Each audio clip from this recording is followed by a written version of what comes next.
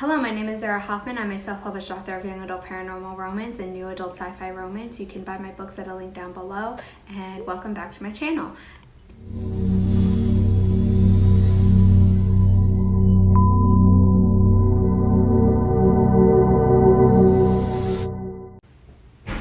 In today's video, I'm going to be talking about another musical that I really love. Big River is the musical adaptation of The Adventures of Huckleberry Finn by Mark Twain. The story is about a rebellious teen in the antebellum South who runs away from all attempts to civilize him. The title refers to the Mississippi River that the hero rides a raft down and is illustrated in the musical's poster. Along his journey, Huckleberry runs into a escaped slave named Jim, and they have a lot of adventures together. The book was criticized for being racist because it uses the N-word a lot, but the content of it is actually clearly anti-racist. The book, The Adventures of Huckleberry Finn, was a direct sequel to The Adventures of Tom Sawyer, which the character Huckleberry narrated like Nick Carraway narrates Gatsby. Unlike Nick Carraway, though, Huckleberry Finn eventually gets his own story. The Adventures of Huckleberry Finn was published in England in 1884 and wasn't published in the United States until a year later. The musical opened on Broadway in 1985 and closed almost exactly 2 years later after 1,005 performances. The Tony Award performance of Muddy Waters is linked up in a card that you can watch, and I'm going to leave a link up in a card to the Tony Award performance of Muddy Waters, which is arguably the best song in the show. It is also where they are on the Mississippi River and what is illustrated in the poster. Again, Ron Richardson, who plays Jim, was nominated and won the award for Best Actor featured in a musical. In 2014, the Broadway cabaret 54 Below had a group of people from the original cast singing Big River, and my mom and I went because her friend was in the original cast, so we got to see her. I saw the show in 2003 on Broadway and then twice in 2004 when it was at the Ford's Theater in DC. I will be talking about those experiences because they were very special compared to the original, which I never saw, nor did my mom. But the Deaf West Theater production, like their Spring Awakening production, adapted the musical into a experience where actors were double cast. This only applied to the main actors. The ensemble cast had to sing and sign and speak and sign by themselves, but the main cast were double cast so that you had a hearing actor and a deaf actor, both wearing the same costumes, and the deaf actor would do the physical choreography while the singing actor would basically just stand in one spot and sing or speak their lines. There were two exceptions to this in the main cast. You had Huckleberry Finn, the main character, and Jim.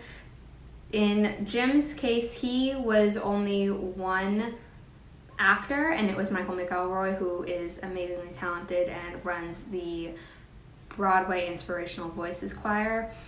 He sings and is hearing, but he also had to sign all of his lines. And then you had Huckleberry Finn, who was double cast, but instead of having two actors in the same costume, you had one actor who was deaf, Tyrone Giordano, who was nominated for his role, and Daniel Jenkins, the original Huckleberry Finn, who was actually dressed up as Mark Twain, the author, and would sometimes play a banjo or guitar while singing or speaking the lines from the other side of the stage as if he were outside of the story but narrating it to the audience, while Tyrone Giordano was on stage and doing all the actions and signing everything.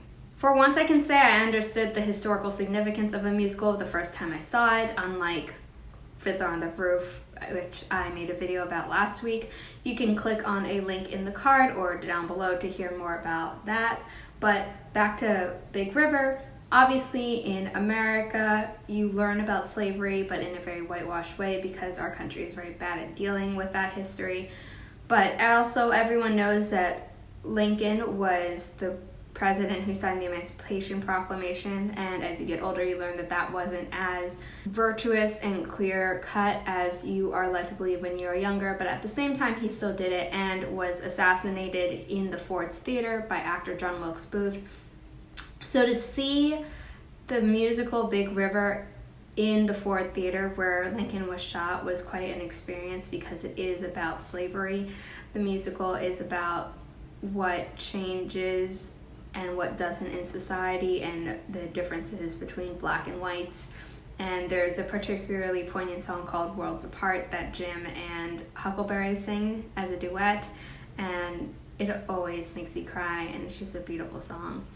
If you do like musical theater style music, you might not love this musical as much at first listen, because it actually is bluegrass, the same way that Hadestown is New Orleans jazz and Hamilton is rap. But all three musicals, the latter two of which I will be making videos about later this year, capture the same amazing points of a good musical in that story, music and lyrics are all poignant and move the story along in a way that absolutely wraps you up in it and gives you an amazing experience during the showtime. Though 1985 feels like forever ago in some cases, the issue of racial inequality is far from over, as anyone could tell you, especially those who have lived through the Black Lives Matter protests and witnessed the craziness of January 6, 2021 at the U.S. Capitol buildings. It is a troubling time, and this musical, while it doesn't solve the problem, does make one realize that history isn't exactly linear, and it can give you hope that there are good people in the world who can see past these divisive and discriminatory divisions between people. If you like this video, please give it a thumbs up, and don't forget to hit subscribe and the bell icon down below so you don't miss any future videos from me. My name is Zara Hoffman. I'm a self-published author. I make videos about musical theater, about writing. I host writing sprints every week, and I hope to see you all with a new video very soon. Bye!